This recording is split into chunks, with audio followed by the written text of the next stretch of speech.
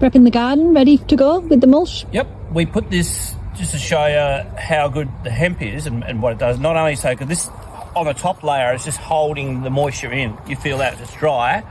Now you start digging down, and this is, you'll see all the worms all starting to come out. All the earthworms. It's so good for earthworms. It's pretty hot today too, isn't it? Yep.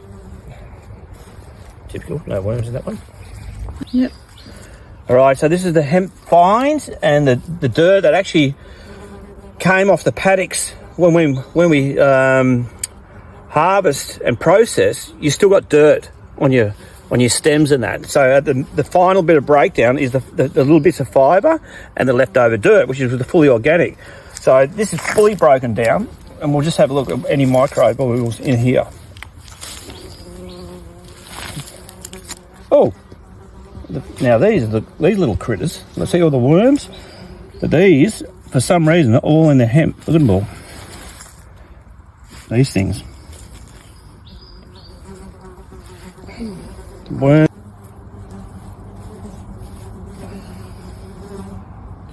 You've got to get them when they move. There you go. Okay, just to show you the breakdown of how the hemp goes over time. You start to dig enough underneath this soil. You probably should see some worm movement. There you go. So you can see all the worms, all the earthworms in here.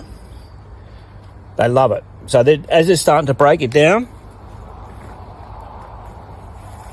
look at that soil. Beautiful soil. There's so many little... You should start moving now.